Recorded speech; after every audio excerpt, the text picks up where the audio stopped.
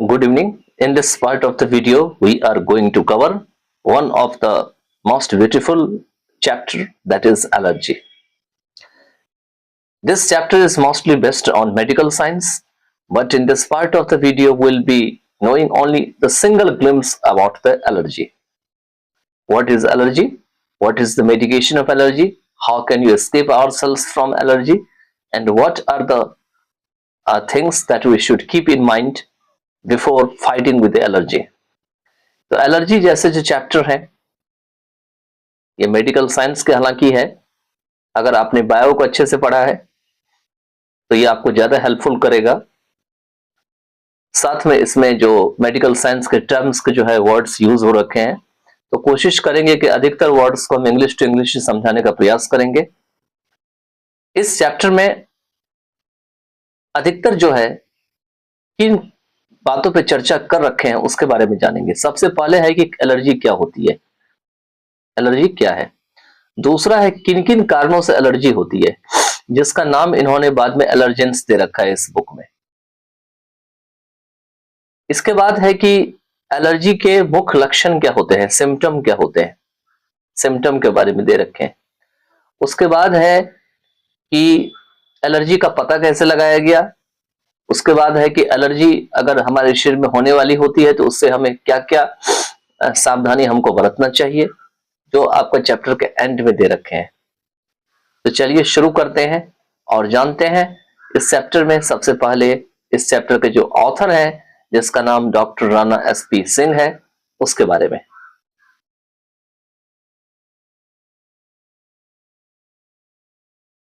तो इसमें जो डॉक्टर राणा एसपी सिंह है, इनका जन्म जो है वो 23 जनवरी 1976 को मच्छागर लाचीराम हथुआ गांव में गोपालगंज जिला में हुआ था। इज ए रेप्यूटेड फिजिशियन, यह एक प्रतिष्ठित चिकित्सक होते हैं। Who has specialised on allergy, जिन्होंने की एलर्जी के ऊपर अपना अच्छे से काम किया हुआ है।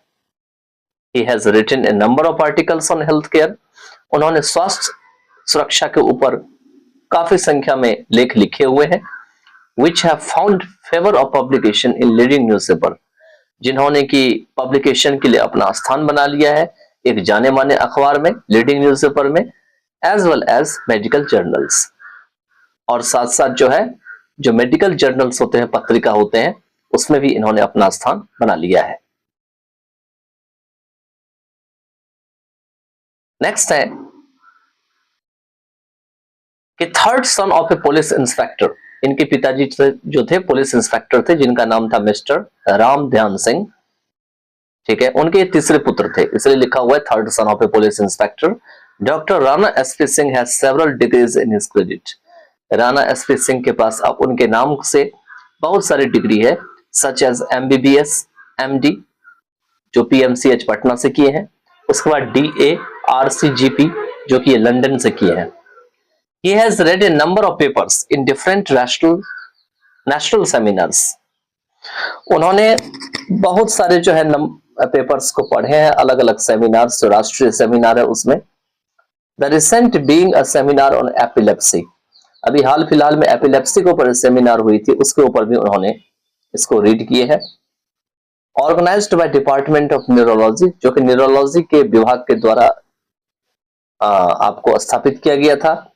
Indira Gandhi institute of medical science Patna, ठीक है, तो इंदिरा गांधी जो आपका मेडिकल साइंस पटना में है, वहां से इसके द्वारा ऑर्गेनाइज किया गया था।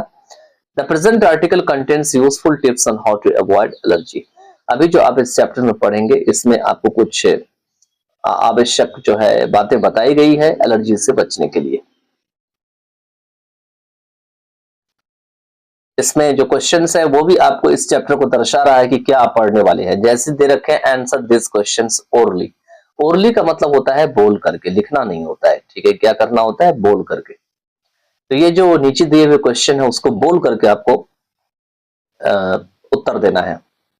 फर्स्ट है, have you noticed that certain food items और the change of weather affect you adversely. क्या आपने ऐसा नोटिस किया है कि कुछ खास प्रकार के जो आइटम्स है और मौसम में जो परिवर्तन होते हैं वेदर में, ये आपको पूरी तरीके से प्रभावित करते हैं। What happens to you when you take such food items, आपके साथ क्या होता है जब आप इस प्रकार के फूड आइटम्स लेते हैं और find yourself in such a weather, या आप ऐसे प्रकार के मौसम में अपने आप को पाते हैं। अब एलर्जी यहां से शुरू होते हैं।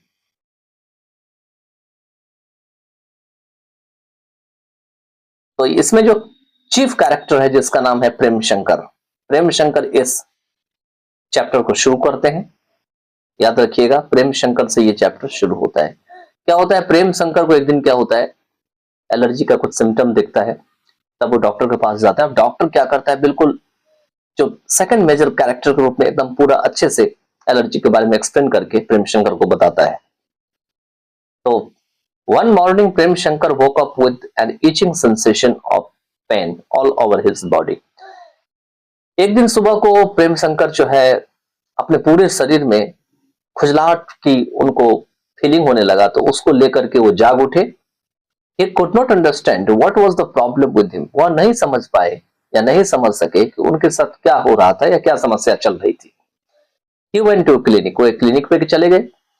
The doctor examined him and assured him that he would be okay in a few days।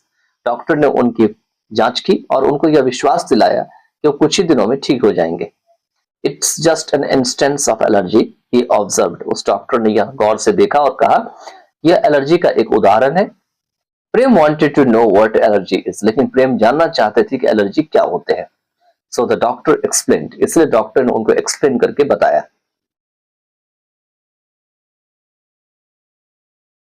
तो यहां पे लिखा हुआ है, allergy you can say is a malfunction of human immune system causing a violent reaction against normally harmless substance in our natural environment। Allergy आप कह सकते हैं कि हमारे जो ह्यूमन इम्यून सिस्टम होते हैं उसमें खराबी के कारण होती है। मतलब इम्यून सिस्टम हमारा बिगड़ जाता है, सही से काम नहीं करता है, ठीक है, और ये वायलेंट रिएक्शन करता है, बहुत तेजी से प्रतिक्रिया करता है, और हमारे आसपास जो हार्मलेस सब्सटेंस है, मतलब ऐसा पदार्थ जो हमको नुकसान नहीं देता है, उसके खिलाफ भी ये रिएक्शन करना शुरू कर देता है, जो हमारे नेचुरल एनवायरनमेंट में पाई जाती है। इसीलिए कहा जाता है कि आपकी इम्यून सिस्टम बहुत अच्छा होना चाहिए। अगर इम्यून सिस्टम आपका मजबूत है तो आपको बुखार, सिर दर्द या जो भी चीजें आपके शरीर में होती है वो आपको जल्दी नहीं होगी। तो इसलिए जब इम्यून सिस्टम गड़बड़ाता है, मैल फंक्शन करता है, तो एलर्जी जैसे रिएक्शन शरीर में आने लगते हैं। You may call such substances allergens. कहते हैं इस प्रकार के पदार्थ को आप एलर्जेंस नाम दे सकते हैं। मतलब जिस चीज के कारण आपको एलर्जी होती है वो एलर्जेंस में काउंट होते हैं। The reaction creates an inflammation which in turn can lead to a variety of symptoms such as hay fever, eczema, asthma and other conditions popularly referred to as allergies। कहते हैं इस प्रकार का reactions जो है इसमें हमको सूजन जैसी समस्याएं होने लगती है, जो कि बदले में बहुत प्रकार के सिम्टम्स को जन्म देती है, जिसमें हे फीवर होता है, एक्जिमा होते हैं, एस्मा होते हैं, और भी बहुत प्रकार के जाने वाले जो एलर्जीज होते हैं।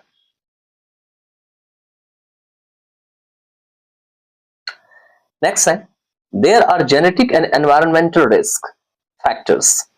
यहाँ पे कुछ जेनेटिक और एनवायरमेंटल रिस्क फैक्टर्स होते हैं। जेनेटिक आप जानते होंगे, जो वंशानुगत होते हैं, जो माता पिता से जीन के फॉर्म में दूसरे जनरेशन तक आते हैं, और एनवायरमेंटल का मतलब होता है जो हमारे वातावरण के चारों तरफ दिखाई पड़ते हैं। तो ये फैक्टर्स जो होते हैं वो एलर्जी के कारण होते हैं। To develop allergic symptoms, one must first be exposed to specific allergens for some time to build up the allergic sensitivity and then one more to trigger the allergic reaction। कहते हैं allergic जो symptoms है, लक्षण है, उसको develop करने के लिए किसी भी व्यक्ति को कुछ खास एलर्जेंस में छोड़ देनी चाहिए कुछ समय के लिए। तभी क्या होता है, क्योंकि जब वो एलर्जेंस उसके संपर्क में आएगा तो क्या होगा, उसकी एलर्जी होने की चांस होती है। इससे क्या होगी, उसके अंदर एलर्जिक सेंसिटिविटी होगी, मतलब सेंसिटिव होने लगेगा, थोड़ा बहुत उसको हरकत से पता चलने लगेगा उसको एलर्जी होने वाली है। And then once more to trigger the allergic reactions. और फिर उसके बाद क्या होते हैं, एलर्जिक रिएक्शंस जो होते हैं अचानक से जो है बढ़ जाते हैं, ट्रिगर कर जाते हैं। अब जो एनवायरमेंटल फैक्टर्स होते हैं, जैसे कि स्मोकिंग होते हैं, पॉल्यूशन होते हैं, ये भी क्या करेंगे, इस खतरा को और बढ़ा देंगे। Initially, allergy often appears as seemingly benign conditions such as hay fever during the pollen season. कहते हैं जो शुरुआत में क्या होते हैं, एलर्जी अक्सर ऐसा मालूम पड़ता है कि नहीं के बराबर है, बिनाइन कंडीशन में है, ठीक है, इसलिए दे रखे हैं। सच एज हे फीवर हो जाती है जब पॉलन सीजन होती है, मतलब धूल कण का मौसम होता है, तो यहाँ पे पॉलन सीजन उसका नाम यहाँ पे दिया गया है, ठीक है। In fact many people gradually build up on allergic conditions over many years before experiencing. वाकई में बहुत सारे लोग जो है धीरे धीरे एलर्जिक कंडीशंस को अपने अंदर कायम कर लेते हैं उस चीज को महसूस होने से पहले, मतलब आपको महसूस होगा उससे कई साल पहले से आपके शरीर में एलर्जी की जो वातावरण है तैयार होना शुरू हो जाएगा। एनी सिम्टम्स व्हाटसोएवर, मतलब किसी प्रकार का सिम्टम्स हो वो आपको पता चले तो उससे कई साल पहले से ही आपको जो है आपके अंदर वो चीज बनना शुरू हो जाएगा।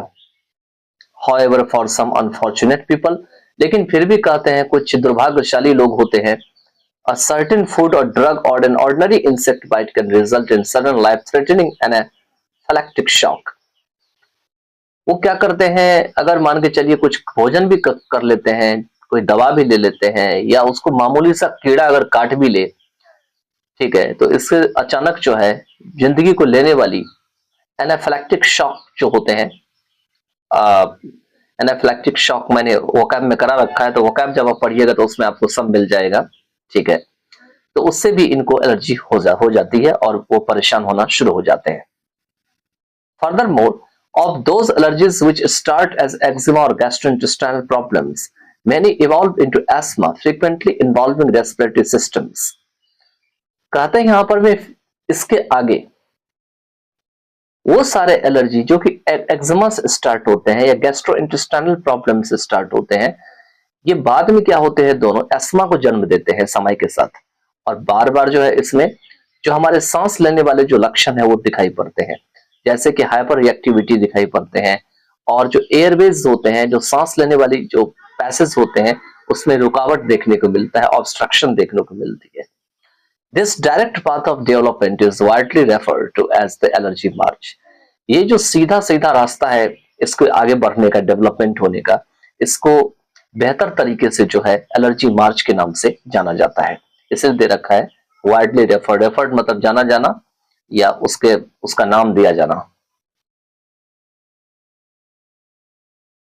नेक्स्ट में है पेज नंबर 12 में, our basic understanding of allergy has evolved from the discovery in 1967 of a previously unknown antibody immunoglobulin E or IgE by scientists in Uppsala and Baltimore. हमारी एलर्जी के ऊपर जो मुख्य या मूल जो समझ है यह विकसित हुआ है 1967 की खोज के साथ, जो कि पहले इसका नाम जो है वो एंटीबॉडी के नाम से यह जाना जाता था, मतलब पहले ही एलर्जी के नाम से नहीं जाना जाता था, बल्कि ये प्रीवियसली अननोन एंटीबॉडी था। अननोन का मतलब होता है कि पता नहीं था लोगों को।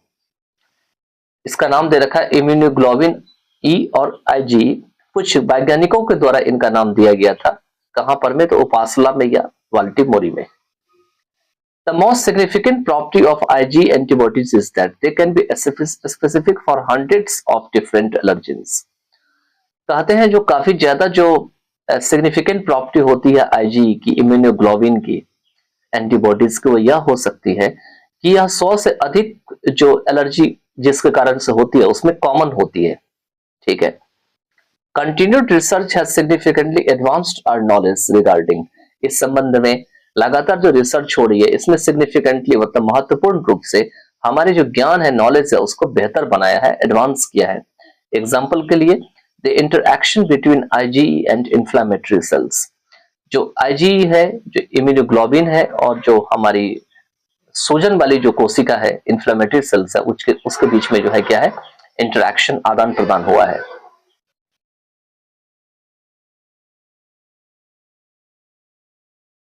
For effective asthma medication, one needs to look beyond the obvious symptoms. कहते हैं यहाँ पर में कि इफेक्टिव प्रभावशाली जो एस्मा मेडिकेशन है, एस्मा मतलब जिसमें दमा की जो इलाज है, उसमें व्यक्ति को जितना सिम्टम्स दिखाई देते हैं उससे बाहर देखने की जरूरत होती है। एंटीहिस्टामिन एग्जांपल के लिए में provide temporary relief by masking the symptom.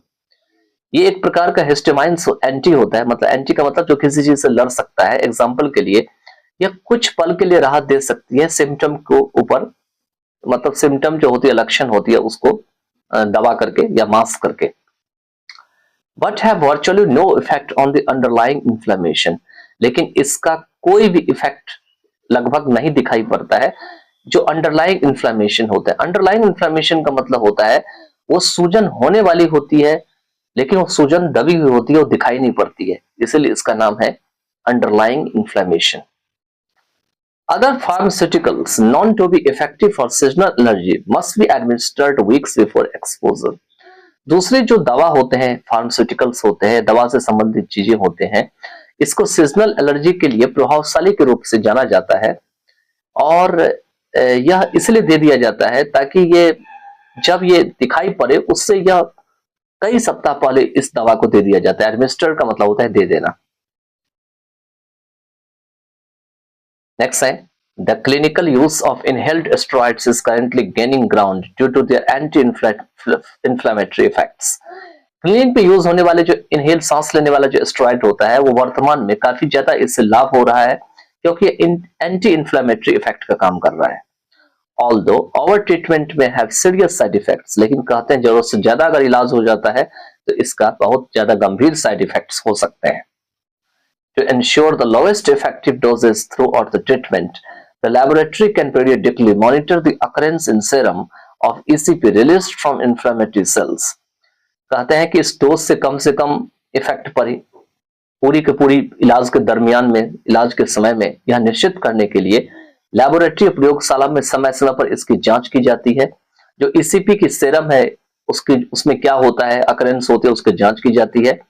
जो इन्फ्लेमेटरी सेल से ली जाती है, मतलब जो सेल आपका इन्फ्लेमेशन में चला गया है उसमें से ईसीपी सेरम जो निकलता है, मतलब ईसीपी के जो सेरम होते हैं उसको मॉनिटर की जाती है। उसके आगे दे रखे हैं eosinophilic cationic protein is a protein. ये एक ऐसा प्रकार का प्रोटीन होती है generated in certain white blood cells. ये हमारी जो है वह व्हाइट ब्लड सेल्स में जो है वो निश्चित तरीके से पाई जाती है।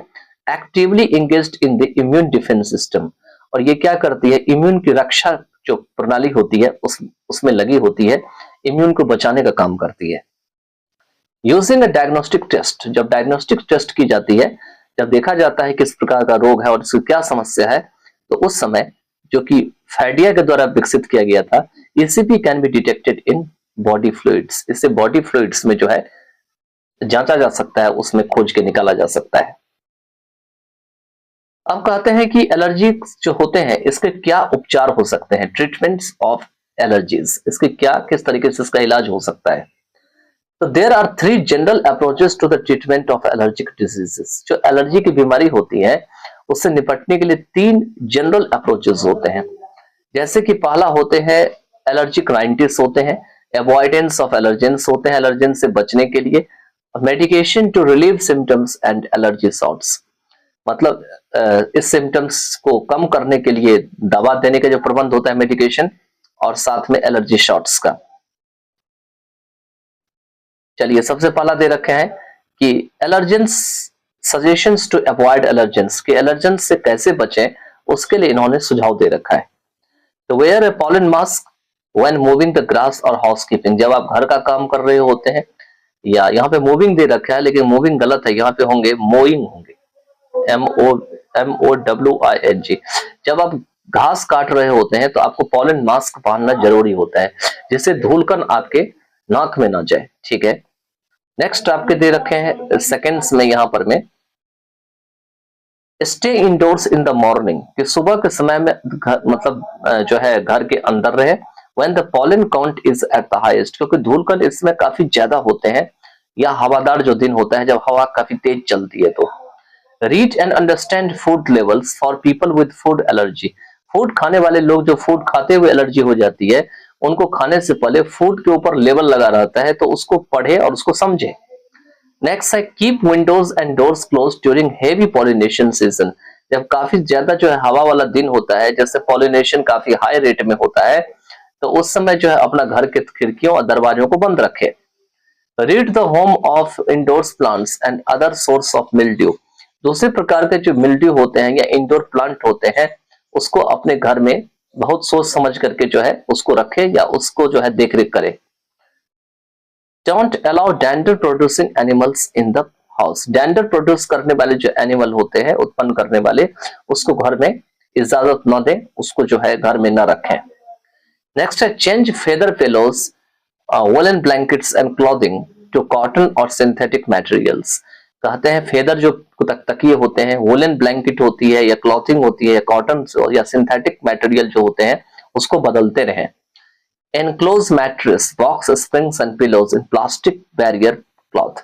ये जितनी भी चीज होती है, मैट्रेस होते हैं, बॉक्स स्प्रिंग्स होते हैं, ये पिलोज होते हैं, इसको प्लास्टिक बैरियर क्लॉथ में जो है इसको क्या करें, बंद करके रखें। Wash sheets, mattress, pad and blankets weekly in hot water. गर्म पानी में सप्ताह में जो ब्लैंकेट्स होते हैं, मैट्रेस पैड होते हैं या शीट्स होते हैं, इसको धोते रहे। कितने फ़ारेनहाइट पे? तो कम से कम 130 फ़ारेनहाइट पे। नेक्स्ट दे रखे हैं remove carpets and upholstered furniture, drastic measure. जो अपहोल्स्टर्ड जो फर्नीचर होते हैं और कारपेट्स होते हैं उसको हटा दें। यूज एक्रिसाइड, एक प्रकार का केमिकल होता है जो हाउस डस्ट माइट्स को मारते हैं, माइट्स को नहीं पनपने देते हैं घर में, तो इस केमिकल का यूज करें।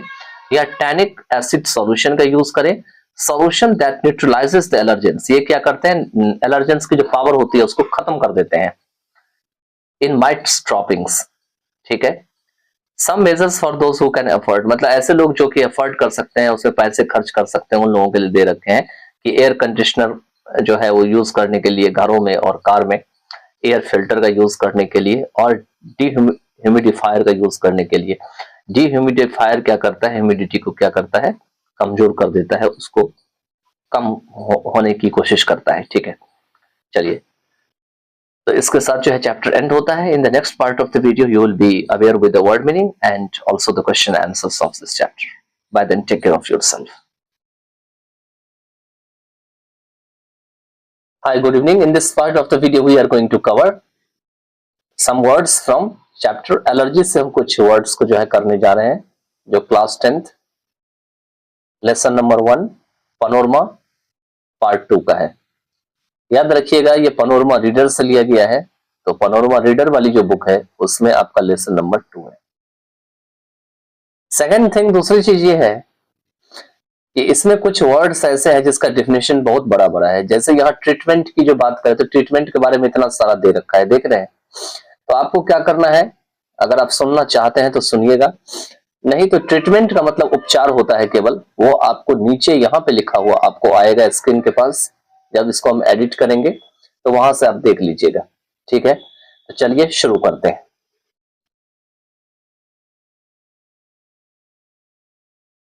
तो सबसे पहला वर्ड आपके स्क्रीन पे क्या है, ट्रीटमेंट। ट्रीटमेंट का मीन्स केवल उपचार होता है, तो जब आप याद करिएगा तो केवल आपको उपचार लिखना है, लेकिन बेहतर तरीके से समझने के लिए कि कैसे कैसे ट्रीटमेंट होता है उसके बारे में यहाँ पे दे रखे हैं। तो उसके बारे में यहाँ पे दे रखे हैं कि clinically a doctor can perform following procedure to assess and ascertain the severity of the allergic disease and take appropriate measure if the disease is progressing towards the severe complications.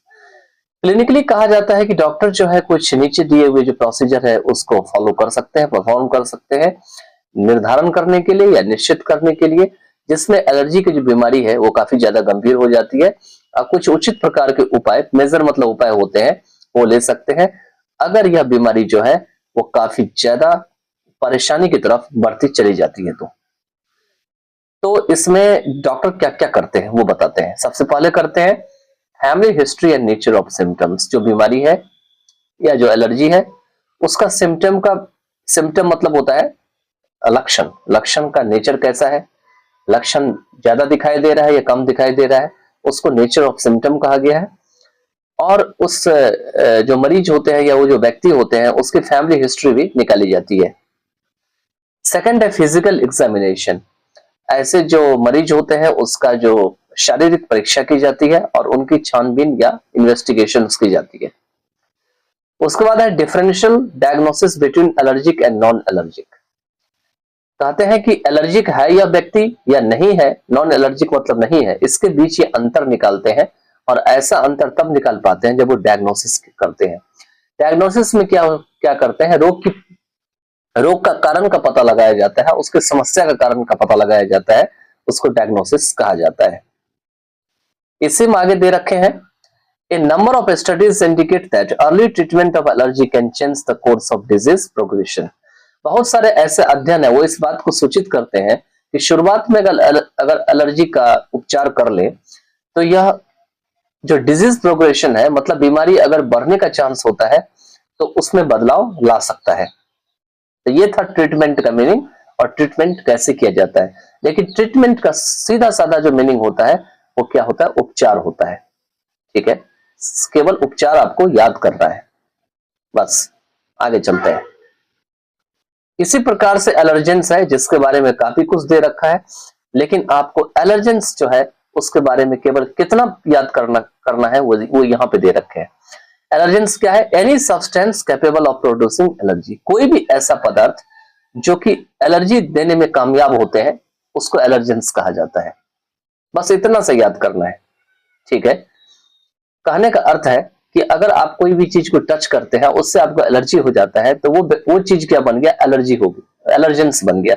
मान के चलिए आपने किसी फ्लावर फूल को छू लिया, अब फूल को छूने के बाद आपके शरीर में एलर्जी होने लगा तो ये फूल क्या बनने लगेगा, एलर्जेंस बनने लगेगा। फ्लावर्स क्या बनने लगेगा, एलर्जेंस बनने लगेगा।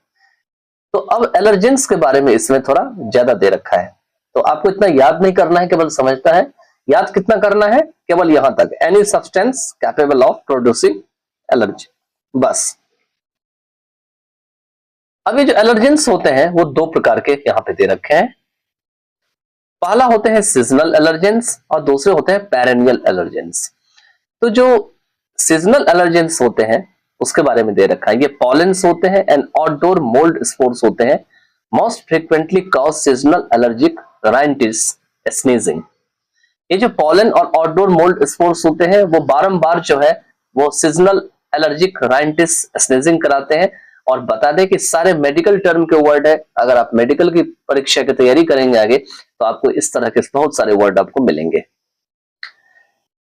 The most troublesome allergens in North America is a ragweed pollen. ये पॉलन आपको पता है कि अगर आपने पॉलिनेशन के बारे में थोड़ी सी पढ़े होंगे बायोलॉजी में, जिसको परागीकरण कहा जाता है, तो उसमें आपने पॉलन के बारे में स्टडी किया होगा, तो उसके बारे में दे रखा है कि सबसे जो मतलब परेशान करने वाला एलर्जेंस है वो नॉर्थ अमेरिका में देखने को मिलता है, जो कि रैगवीड नाम का पॉलन है उसमें मिलता है। Tree pollen occurs predominantly in April to May. कहते हैं जो पेड़ में होने वाले पॉलन होते हैं वो मुख्यतः मतलब प्रीडोमिनेंटली मतलब मुख्यतः अप्रैल से मई के महीने में आपको देखने को मिलते हैं। जो घास वाले पॉलन होते हैं वो मई से लेकर जून के बीच मिलते हैं। And ragweed pollen in August to October. Ragweed जो पॉलन होते हैं वो अगस्त से अक्टूबर में मिलते हैं। अभी जो रैगवीड होते हैं वो क्या होते हैं, ग्रास पॉलन क्या होते हैं, तो it would be better to understand that if you learn some words English to English and try to understand, then it would be better for you. ज्यादातर कुछ वर्ड होते हैं जिसको आपको इंग्लिश में ही दिमाग में रखना है और बाद में जो है क्या करना है उसको धीरे धीरे हिंदी के स्तर पे लाना होता है। ठीक है, चलिए आगे चलते हैं। नेक्स्ट है outdoor mould spores occur in soil. घर से बाहर कुछ मोल्ड स्पोर्स होते हैं जो मिट्टियों में पाए जाते हैं, पानी में, वाटर में पाए जाते हैं। रॉटिंग मैटर जो सड़ने वाले पदार्थ होते हैं उसे पाए जाते हैं। And are released into the air, और इसको हवा में छोड़ी जाती है। When lawns are disturbed by mowing of grass, जब घास के मैदान को छेड़ा जाता है या उसको परेशान किया जाता है, उसमें घास को काट करके या पत्तियों को काट के, by raking of leaves। Next इसी में दे रखे हैं द स्पोर्स आर यूबिक्विटस। जो स्पोर्स होते हैं यूबिक्विटस होते हैं, इसका मतलब क्या है वो आगे दे रखे हैं। Stay airborne over long period, ये हवा में होने वाले, जन्म लेने वाले होते हैं और काफी लंबे समय तक दिखाई देते हैं। And are most prominent from July through November, और ये जुलाई से होते हुए नवंबर तक जो है ज्यादातर दिखाई पड़ते हैं। तो ये कौन सा वाला था, सीजनल एलर्जेंस के बारे में जो बात कर रहे हैं, ऊपर सीजनल एलर्जेंस के बारे में। अब दूसरा है पेरेनियल एलर्जेंस। तो पेरेनियल एलर्जेंस क्या होते हैं, आपने पेरेनियल वाटर के बारे में ज्योग्राफी में पढ़े होंगे, पेरेनियल रिवर्स के बारे में भी ज्योग्राफी में पढ़े होंगे तो उसी के बारे में यहाँ पे दे रखे हैं। Perennial allergens rhinitis is caused by indoor allergens. इसमें घर के अंदर कुछ एलर्जेंस होते हैं, उसके कारण से ये होते हैं, जैसे कि हाउस डस्ट माइट्स, हाउस के अंदर जो धूल होती है उसमें जो माइट्स पाया जाता है उसके कारण से होती है, एनिमल डैंड्रफ के कारण होती है, कॉकरोच वगैरह दिखाई देते हैं उसके कारण होते हैं, और इंडोर मोल्ड स्पोर्स के कारण होते हैं। जो डस्ट माइट्स होते हैं वो ह्यूमिडिटी में जन्म लेते हैं, जब आर्द्रता होती है, ह्यूमिडिटी होती है, उसमें जन्म लेते हैं। थ्राइव का मतलब जन्म लेना। 50% in damp conditions within the home encourage the growth of indoor molds। कहते हैं 50% और अंदर में अगर घर के अंदर अगर गीला है, जमीन सतह जो है साफ सुथरा नहीं है, सूखा नहीं है, तो घर के अंदर में जो इंडोर मोल्ड्स होते हैं उसका जन्म लेने या आगे बढ़ने का चांस ज्यादा होता है। तो ये अभी तक जो हमने बताया आपको एलर्जेंस के बारे में बताया, लेकिन याद क्या करना है आपको, केवल इतना याद करना है कि ऐसे सब्सटेंस एलर्जी को जन्म देते हैं, क्योंकि ऊपर आपने देखा होगा इसमें लिखा भी है, देखिए यहाँ पे, ऐसे सब्सटेंस जो एलर्जी को प्रोड्यूस करने में सहायक होते हैं वो क्या होते हैं आपके, वो आपके एलर्जेंस होते हैं। बस आपको इतना सा याद कर लेना है। चलिए आगे चलते हैं।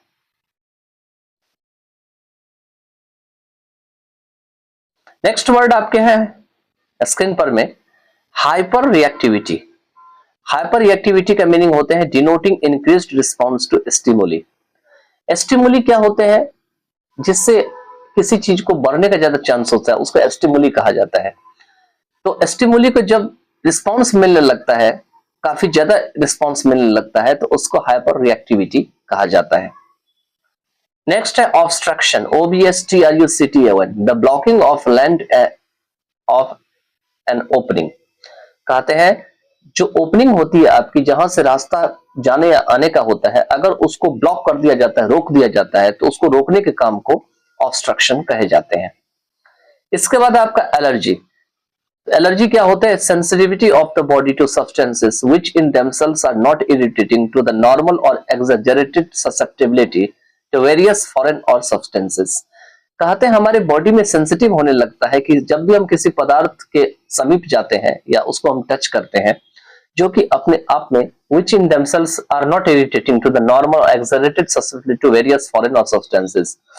कहते हैं which in themselves are not irritating to the normal, जो कि शुरुआत में आपको नॉर्मल लगेंगे, इरिटेटिंग नहीं लगेंगे, और exaggerated susceptibility to various foreign or substances, और इसमें ज्यादा संभावना आपको देखने पड़ती है, मतलब दिखती है धीरे धीरे जब आप उस पदार्थ से जो है कनेक्शन में रहते हैं, या आपको धीरे धीरे जो है अपने शरीर में फैलाने का काम करता है।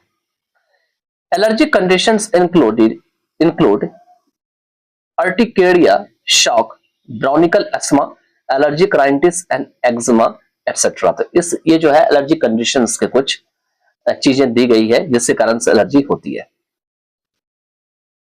नेक्स्ट वर्ड आपके दे रखे हैं वो है इम्यूनोग्लोबुलिन। इम्यूनोग्लोबुलिन एक type of protein acting as an antibody. ये हमारे शरीर में एक प्रकार का प्रोटीन होती है जो एंटीबॉडी के रूप में काम करती है। एंटीबॉडी क्या होती है, जब भी हमारे शरीर में कोई चीज प्रवेश करते, नुकसान करते हैं, उसके साथ ये लड़ने का काम करती है। Found by the lymphocytes and plasma cell. ये लैम्फोसाइट्स और प्लाज्मा सेल से बना होता है।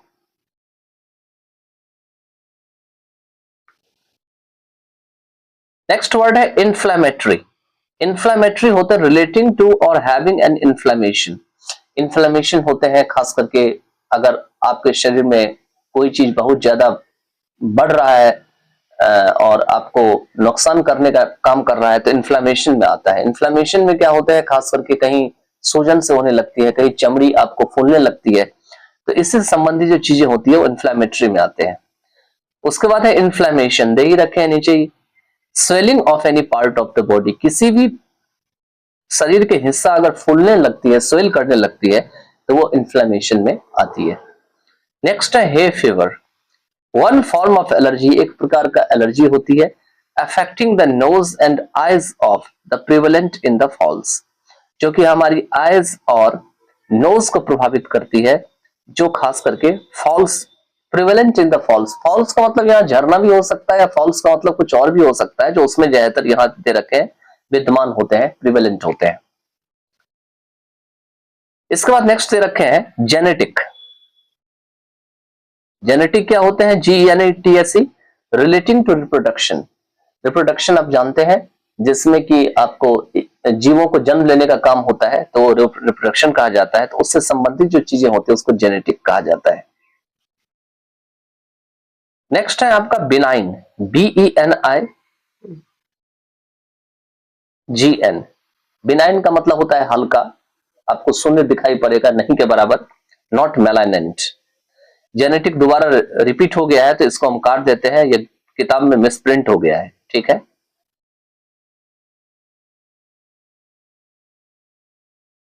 इसके बाद दे रखे हैं pollen, POLLEN, the male cells of certain plants.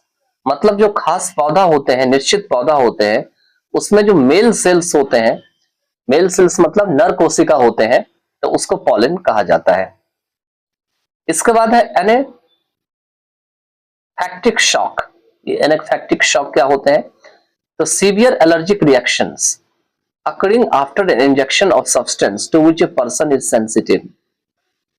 कहते हैं कि इसमें काफी ज्यादा एलर्जिक रिएक्शंस होता है। ये तब होते हैं आफ्टर इंजेक्शन ऑफ सब्सटेंस, जब किसी सब्सटेंस का इंजेक्शन दिया जाता है, किसी भी पदार्थ का जो इंजेक्शन देने के बाद जो शरीर में एलर्जिक रिएक्शंस होता है, जिसके कारण से वो आदमी काफी ज्यादा सेंसिटिव होता है, तो उसको एनाफैक्टिक शॉक कहा जाता है।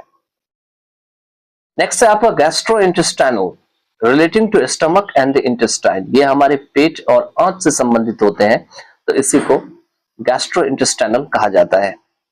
नेक्स्ट है आपका मेडिसिन, ये एक दवा है। ड्रग्स टेकन इंटरनली और अप्लाइड एक्सटर्नली, मतलब ड्रग जो हम खा लेते हैं अपने अंदर या ऊपर से लगा लेते हैं, तो उसको मेडिसिन या दवा कही जाती है। नेक्स्ट वर्ड है हिस्टामाइन, HISTAMINE।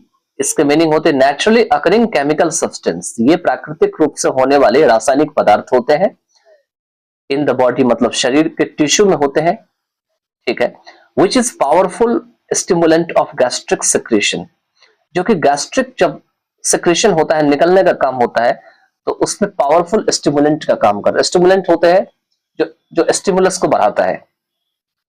नेक्स्ट आपका फार्मास्यूटिकल, वैसे कहीं कहीं इसका प्रोनाउंसिएशन फार्मास्यूटिकल भी कहा जाता है, लेकिन फार्मास्यूटिकल होते हैं PHARMACEUTICAL। इसके ऊपर कोर्स भी करी जाती है, जैसे कि डी फार्मा करी जाती है, डिप्लोमा इन फार्मास्यूटिकल। उसके बाद आपको बी फार्मा करी जाती है, ठीक है।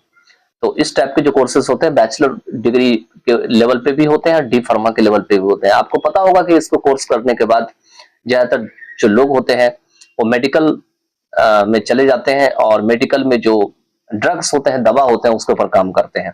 इसलिए यहाँ लिखा हुआ है रिलेटिंग टू द फार्मेसी और ड्रग्स, मतलब दवा से संबंधित। बस इतना से याद करना है फार्मास्यूटिकल में।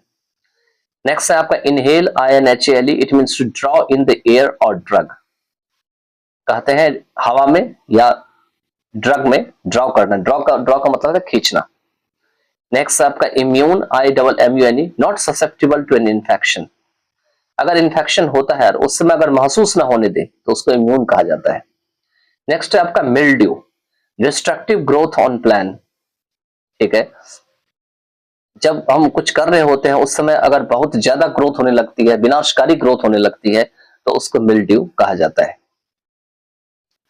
अब आते हैं, इसमें कुछ वर्ड्स हैं जिसके बारे में जानने का प्रयास करते हैं, जो चैप्टर के अंदर से भी लिया गया है, ठीक है।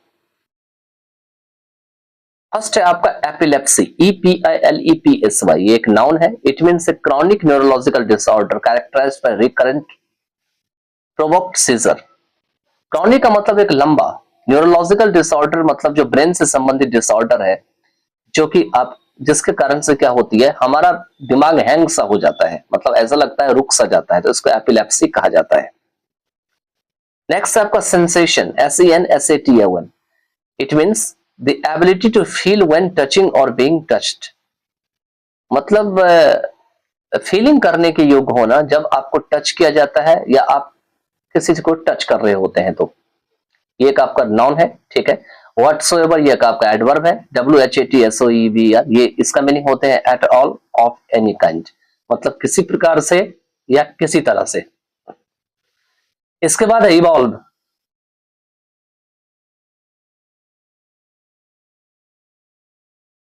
तो इवॉल्व जो होते हैं, इवॉल्व का अर्थ होते हैं, वैसे जनरल मीनिंग इसका होता है, वर्ब है एक, टू डेवलप और make something develop gradually from a simple to a more advanced one. मतलब धीरे धीरे किसी चीज का जो है विकास होना, समय के साथ विकास होना, यह भी कह सकते हैं। सिंपल से लेके ज्यादा एडवांस होना, जैसे हमारा ह्यूमन बींग्स है उसका क्या हुआ, इवोल्यूशन हुआ, धीरे धीरे इनके शरीर में जो है बदलाव हुआ। नेक्स्ट वर्ड है आपका FREQUENTLY, फ्रीक्वेंटली, एक आपका एडवर्ब है, it means again and again, मतलब बार बार। इसके बाद नेक्स्ट वर्ड है सिग्निफिकेंट, SIGNIFICENT, एक आपका एडजेक्टिव है, मतलब विशेषण है, इट मींस इंपॉर्टेंट और large enough to be noticed, मतलब ध्यान देने के लिए काफी बड़ा होना या इंपॉर्टेंट होना।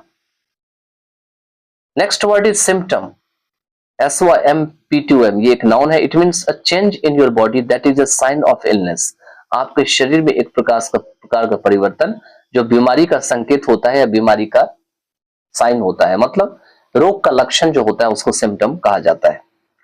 नेक्स्ट है वर्चुअली, VIRTUALLY, ये एक आपका एडवर्ब है, इट मींस ऑलमोस्ट और वेरी नियरली, मतलब लगभग, प्रायः, बहुत पास पास का। So that any slight difference is not important, जिसमें कि थोड़ा सा भी अगर डिफरेंस होते हैं तो आपको ज्यादा इंपॉर्टेंट मायने नहीं रखती है। नेक्स्ट है अंडरलाइंग, UNDERLYING, आपका एडजेक्टिव है, it means important but hidden, कोई चीज होती है इंपॉर्टेंट होती है लेकिन छुपी हुई होती है, दिखाई नहीं देती है, तो उसको अंडरलाइंग कहा जाता है। नेक्स्ट वर्ड है आपका एक्जिमा, ECZEMA, ये नाउन है, it means a chronic non contagious skin condition, chronic मतलब एक बहुत दीर्घकालीन वाली, बड़ी बड़ी लंबी चलने वाली। नॉन कंटेजियस, नॉन कंटेजियस मतलब जो छुता नहीं होता है, जिसको छू करके नहीं किया जा सकता है, जिसमें स्किन को टच करके नहीं किया जा सकता है।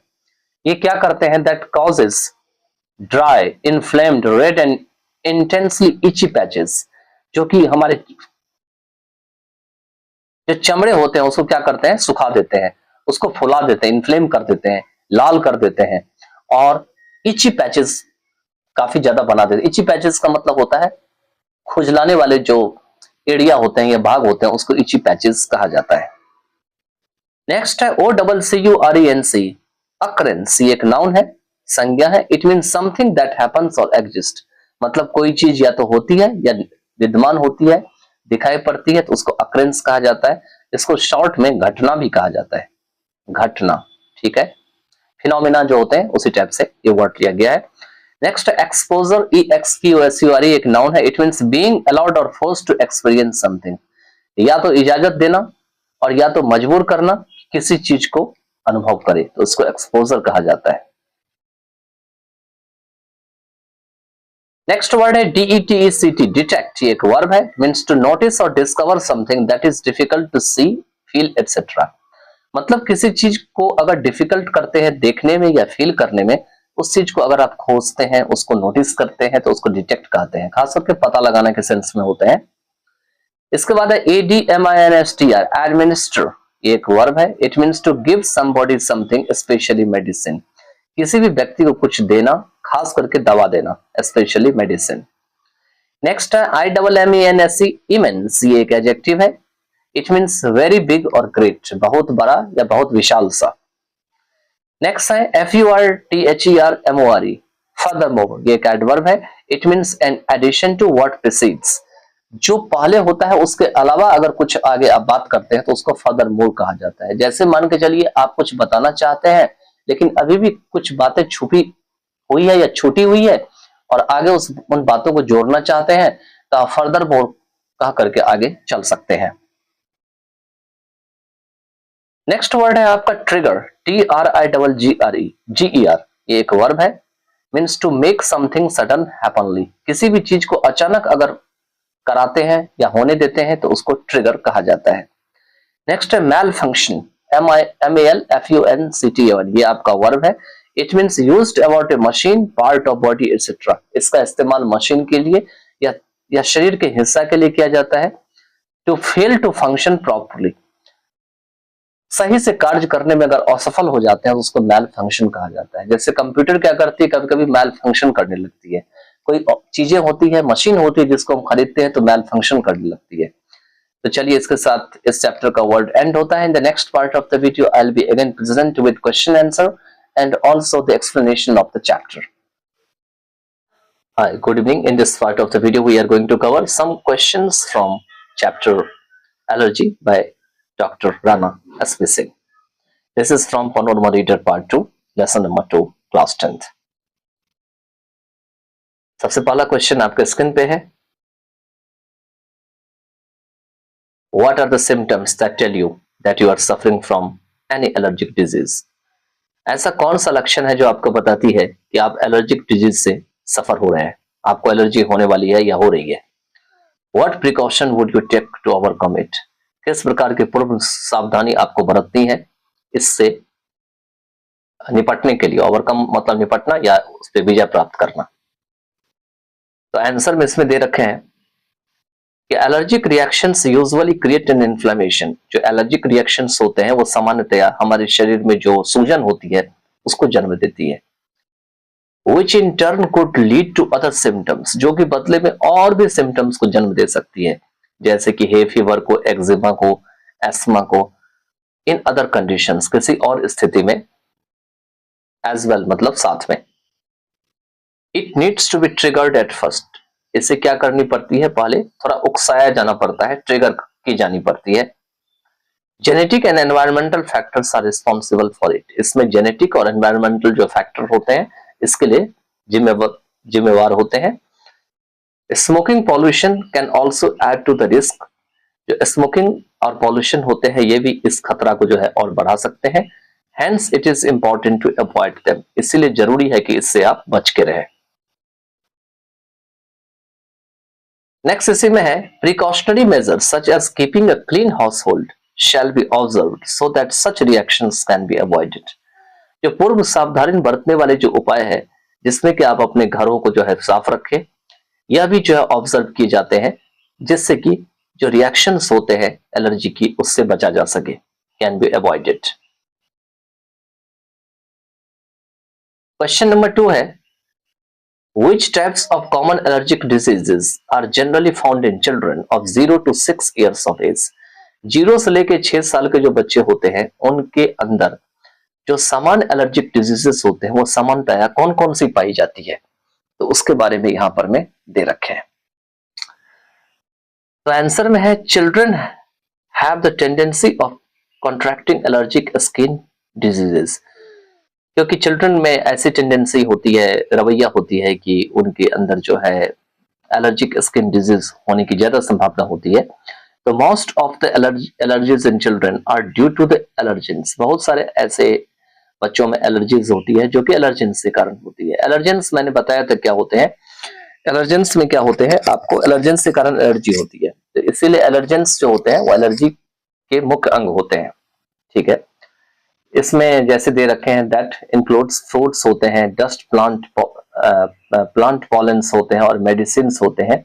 इसके कारण जो है बच्चों में एलर्जी हो सकती है, मतलब फ्रूट खाएगा तो हो सकता है, डस्ट के कारण हो सकता है, प्लांट के कारण हो सकते हैं, धूलकण पॉलेंस होते हैं या मेडिसिन अगर बच्चे लेते हैं तो संभावना होती है एलर्जी होने की। Environmental and genetic factors are responsible, इसमें एनवायरनमेंट जो वातावरण होते हैं और जो हमारे जेनेटिक्स फैक्टर होते हैं वो इसमें जिम्मेवार होते हैं। Asthma and eczema are two such diseases, मतलब एस्मा और जो एक्जिमा होते हैं वो इस प्रकार की जो बीमारियां होती है उसके 2 उदाहरण यहाँ पे दे रखे हैं। थर्ड नंबर क्वेश्चन है what is allergy march, explain. Allergy march क्या होती है इसको आप एक्सप्लेन कीजिए। तो when allergies start as eczema और गैस्ट्रोइंटेस्टाइनल प्रॉब्लम्स, जब एलर्जी शुरू होती है जैसे कि एक्जिमा और गैस्ट्रोइंटेस्टाइनल प्रॉब्लम शुरू होती है, तो यहाँ पे व्हेन से शुरू है तो यहाँ पे कॉमा होना चाहिए और सेंटेंस आगे होना चाहिए, कट गया है तो खैर कोई बात नहीं है, आपको इसको समझ लेना चाहिए कि जब एलर्जी से स्टार्ट होती है एक्जिमा और गैस्ट्रोइंटेस्टाइनल प्रॉब्लम से, तो बाद में ये क्या करती है और भी चीजों को जन्म देती है शरीर में जिससे एलर्जी मार्च होती है, जिसके बारे में आगे दे रखे। Eventually it evolves into ESMA causing frequent respiratory problems, तो अंत में क्या होती है, ये एस्मा को जो है एस्मा में धीरे धीरे विकसित होने लगता है दमा रोग में, और जिससे रेस्पिरेटरी समस्या होने लगती है, मतलब सांस लेने की समस्या होने लगती है, जैसे कि आपको हाइपर रिएक्टिविटी होने लगती है, एयरवेज में ऑब्स्ट्रक्शन होने लगती है। ऑब्स्ट्रक्शन का मतलब होता है उसमें रुकावट होने लगती है। This development is refer to as allergy march, और ये जो आपका समय के साथ जो बढ़त है या डेवलपमेंट है उसी को एलर्जी मार्च के नाम से जाना जाता है। क्वेश्चन नंबर 4 है यहाँ पे, name some particular disease which are cause due to change of weather. जब मौसम बदलता है तो उस मौसम बदलने के कारण कुछ खास बीमारियां होती है, वो होती है, उसके नाम बताएं। Also mention it's remedial measures, और इसमें क्या इसका इलाज हो सकता है उसका भी जिक्र करें। तो सीजनल एलर्जीज अकर ड्यूरिंग पर्टिकुलर सीजन्स, जो सीजन से होने वाली एलर्जी होती है वो खास सीजन में दिखाई पड़ती है। Where pollen and outdoor spores frequently trigger allergic rhinitis, जहां पे पॉलन होते हैं, धूलकण होते हैं, और बाहरी जो स्पोर्स होते हैं आउटडोर्स के, वो बार बार जो है एलर्जिक जैसी चीजों को उकसाते हैं, ट्रिगर करते हैं। Tree pollen occurs predominantly in April to May and grass pollen in May to June। जो ट्री वाले पॉलन होते हैं वो मुख्यतर अप्रैल से मई के महीने में घटित होते हैं, और घास वाले जो पॉलन होते हैं वो मई से जून में होते हैं। Water and rotting matter are released into the air, जो पानी होती है और सड़ने गलने वाले जो पदार्थ होते हैं वो हवा में जो है छोड़ी जाती है। व्हेन लॉन्स आर डिस्टर्ब, जब घास के मैदान को काटा जाता है, किसके द्वारा, बाय मोइंग आर ग्रास, मतलब अपने मूविंग आर ग्रास, अब जो हम लोग घास काटते हैं अपने, तो उस समय, and by raking of leaves, और पत्तियों को काटते समय। The spores stay airborne over long periods, जो स्पोर्स होते हैं वो हवा में जो है ज्यादातर दिखाई पड़ते हैं लंबे समय के लिए। And most prominent from July through November, और ये ज्यादातर जुलाई से नवंबर के महीने में ज्यादातर दिखाई पड़ते हैं। To get rid of it from triggered during the months of seasonal changes, people who are sensitive to pollen should especially take care of themselves। कहते हैं इस प्रकार के जो इस समय में जो काफी ज्यादा एलर्जी होने का चांस होते हैं, ट्रिगर होने का चांस होते हैं, उससे निपटने के लिए, बचने के लिए, सीजनल चेंजेस, सीजन जब बदलती है, जो लोग इससे सेंसिटिव होते हैं, मतलब जल्दी जिनको हो जाता है इस पॉलन से, खास करके उनको अपना ध्यान रखना चाहिए। Should specially take care of themselves, they should use pollen mask, उन्हें पॉलन मास्क पहन लेना चाहिए। while mowing the lawn or trimming grasses, जब वो घास के मैदान में घास काट रहे होते हैं या घास को काट के छोटे कर रहे होते हैं। ट्रिम का मतलब होता है छोटा करना। नेक्स्ट क्वेश्चन है, can allergic reactions be life threatening, क्या एलर्जिक रिएक्शंस होती है ये जानलेवा हो सकता है। Name a few such instances, इसके कुछ उदाहरण आप बताइए। तो आंसर में दे रखे हैं, yes allergy can be life threatening, हाँ एलर्जी जो है जानलेवा हो सकता है। Condition for a few people, कुछ लोगों के लिए यह स्थिति बन सकती है। इवन स्पेसिफिक फूड और ड्रग और ordinary insect bite can result in life threatening conditions, यहां तक कि कुछ खास भोजन, दवा ले लेते हैं या मामूली से अगर कीड़ा भी काट ले तो यह जानलेवा स्थिति में का कारण बन सकती है। In fact, allergies that start at eczema or gastrointestinal problems can evolve into asthma and result in respiratory problems as well as hyperreactivity and obstruction of airways. This can cause difficulties for the patient. यहाँ पर में paragraph का जो sentence है वो थोड़ा लंबा है, थोड़ा गौर से देखिएगा इसको। कहते हैं वाकई में जो एलर्जी होती है, जो एक्जिमा या गैस्ट्रोइंटेस्टाइनल प्रॉब्लम से स्टार्ट होते हैं, ये एस्मा में बदल जाते हैं और रेस्पिरेटरी प्रॉब्लम का कारण बन सकते हैं, साथ साथ हाइपर रिएक्टिविटी का और एयरवेज में जो रुकावट होती है सांस की नली में, उसका कारण बन सकते हैं। और यह क्या कर सकते हैं, this can cause difficulties for the patient, और यह मरीज के अंदर जो है वो कठिनाइयों का कारण करा सकते हैं। Anaphylaxis is a severe allergy conditions, anaphylaxis भी एक नाम है जिसमें एलर्जी कंडीशंस काफी गंभीर हो जाती है। When a person is exposed to the allergens, जब ऐसे आदमी को एलर्जेंस के सामने लाया जाता है एक भी मिनट के लिए, फॉर ए मिनट या सेकेंड्स के लिए भी, तो can result in life threatening, तो यह जो है जानलेवा जो है साबित हो सकता है, और यहां तक कि उसकी मृत्यु भी हो सकती है और इवन डेथ हो सकती है। इसके बाद नेक्स्ट दे रखे हैं, एलर्जी टू पीनट्स और bee stings can result in this condition. जो पीनट्स होती है उससे जो एलर्जी हो जाती है, या अगर मधुमक्खी काट ले तो उससे, स्टिंग का मतलब होता है काटना या डंक मारना, तो वो भी इस कंडीशन का जो है परिणाम हो सकता है।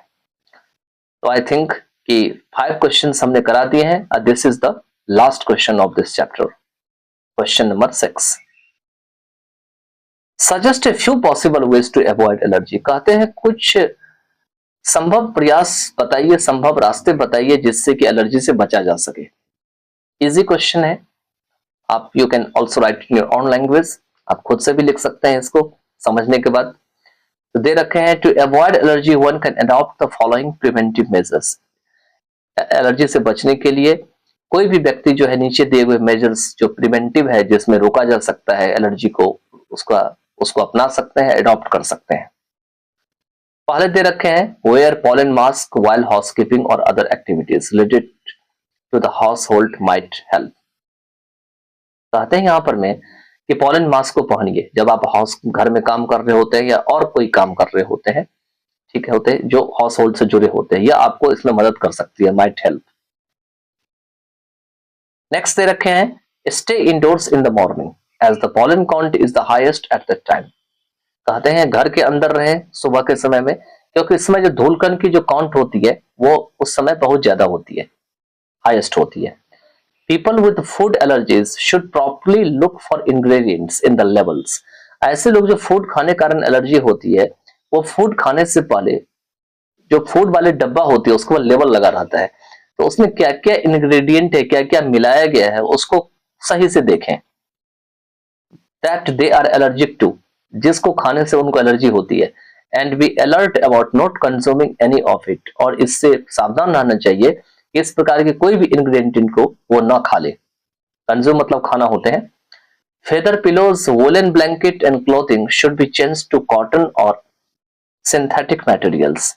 ये जितने भी प्रकार के जो है, इन सभी को जो है बदलते रहना चाहिए समय समय पर में। That usually do not cause any triggering action, क्योंकि यह किसी भी प्रकार का जो है मतलब एक्शन को नहीं कराते हैं। एक्रिसाइड का प्रयोग करना चाहिए, एक प्रकार का केमिकल होते हैं, that kills house dust might. इसमें जो डस्ट में पाए जाने वाली जो माइट घरों में होती है उसको मारती है। या टैनिक एसिड सॉल्यूशंस का यूज करना चाहिए जो आपको इसमें मदद कर सकती है। Sheet should be washed, sheet को समय समय पर धोनी चाहिए। बाय यूजिंग हॉट वाटर, गर्म पानी का प्रयोग करके, रेगुलरली मतलब नियमित रूप से, to keep them clean and dust free, जिससे कि उसे डस्ट फ्री रखा जा सके और साफ सुथरा रखा जा सके। तो I hope you have already covered the 4 to 6 question answer from the allergy chapter. In the next part of the video, I will be again present with a new chapter. By then, take care of yourself and try to understand and read the chapter properly.